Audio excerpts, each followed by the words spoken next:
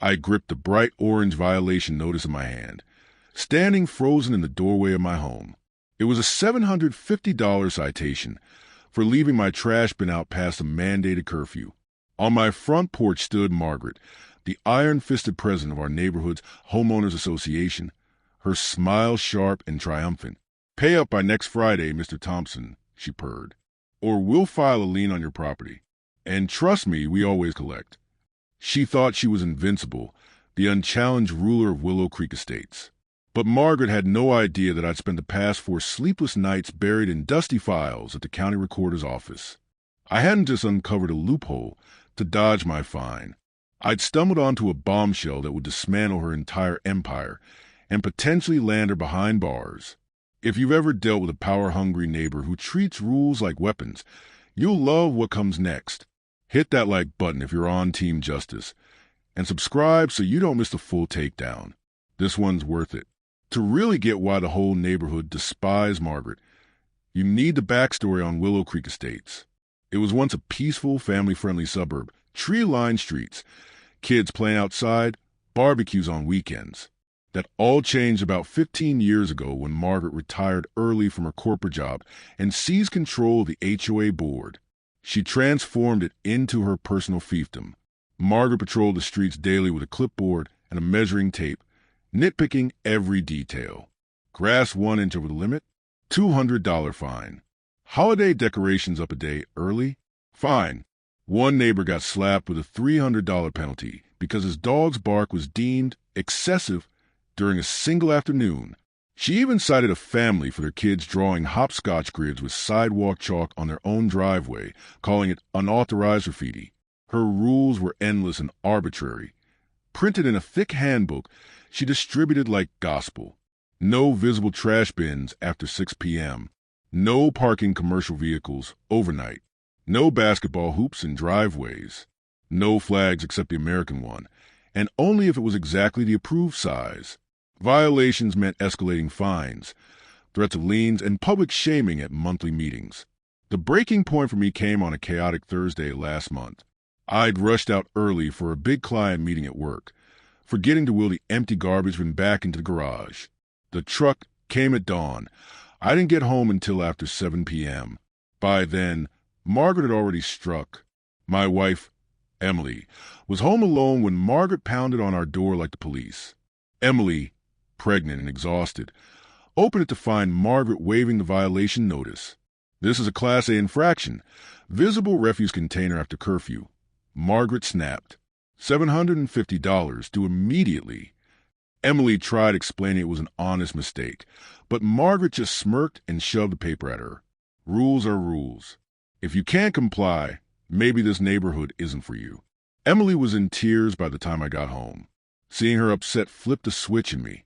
Fury replaced any guilt. I wasn't going to pay. I was going to end this. That night, instead of venting, I dove into action. Every home in Willow Creek came with a massive packet of documents. The Declaration of Covenants, Conditions, and Restrictions, CC and RS, bylaws, everything. Most people toss it in a drawer and forget it. I pulled ours out and started reading page by page, hunting for anything on trash bin rules. I didn't find a trash loophole. But on page 3, under Article 2, Term and Renewal, I hit gold. It stated, "These covenants shall be effective for an initial term of 25 years from the date of recording, June 12, 1998.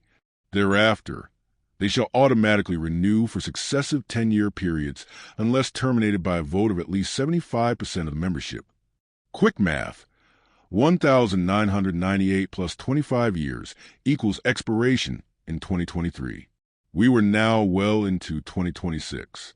Had it been renewed, the document mentioned a required filing with the county and a membership vote. The next day, I took a personal day from work and headed to the county recorder's office. I spent hours poring over records for Willow Creek Estates. There were original filings from 1998, a few amendments in the early 2000s, but nothing from 2023. No renewal notice, no vote records, no extension. The clerk helping me, an older gentleman named Tom, pulled up the digital registry. "Huh," he muttered. "Looks like the covenants lapsed 3 years ago." Without a proper renewal, The HOA's enforcement powers are gone. It's not legally binding anymore. My pulse raced. This meant all fines issued since 2023 were invalid. Liens? Unenforceable. But Margaret had been aggressively collecting dues and penalties the whole time. Hundreds of thousands over the years funneled into the HOA's accounts. Where had that money gone? I requested financial records tied to the HOA's tax ID.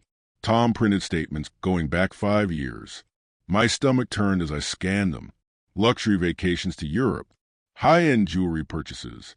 A brand-new luxury SUV leased in Margaret's name. Spa memberships, designer clothes, even payments to a personal trainer. The HOA funds weren't maintaining common areas or reserves. They were padding Margaret's lifestyle. She wasn't just a bully. She was committing fraud on a massive scale. I gathered copies of everything. The expired CC and RS, missing renewal docs, bank statements. But I didn't confront her alone. I wanted the whole neighborhood to witness her fall. The next HOA meeting was packed. Margaret had emailed threats of a 20% dues hike to cover rising costs. Residents grumbled as they filed into the community clubhouse, faces weary from years of her reign. Margaret took the podium, gavel in hand. "Order," she barked. "We'll start with reports of ongoing violations." Her eyes locked on me, including certain residents who still owe substantial fines. I waited patiently. When she opened the floor for a new business, I stood. "Margaret, I have a question about our governing documents," I said calmly, walking forward with my folder. She rolled her eyes. "Sit down, Mr. Thompson. Delinquent members aren't recognized until paid in full." I ignored her, connecting my laptop to projector. Actually, no one owes anything anymore.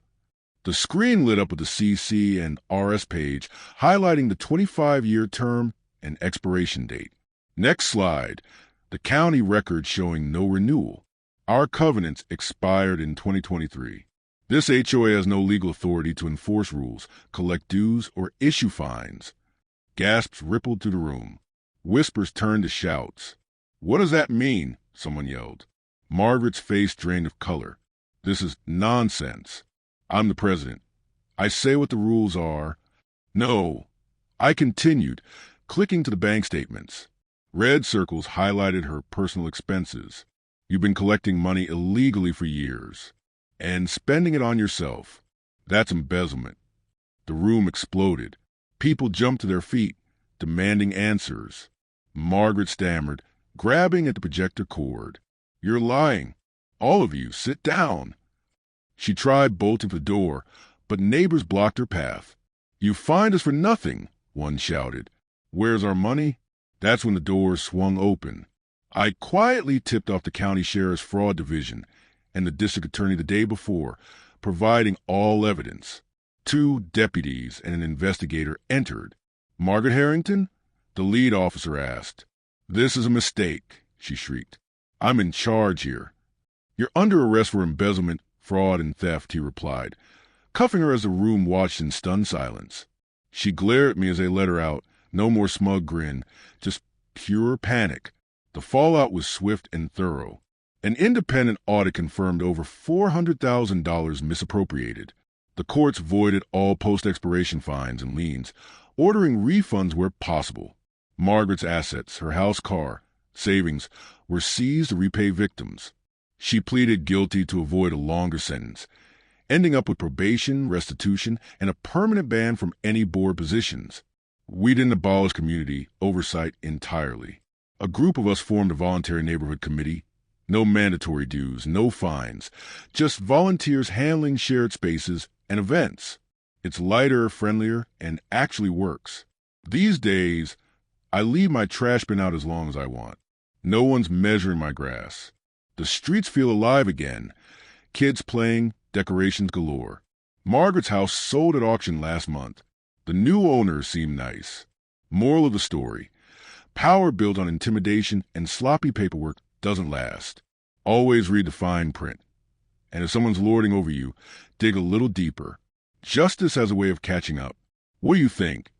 Did she get what she deserved? Drop a comment below. And if you want more stories like this, subscribe and turn on notifications. Next one's even wilder.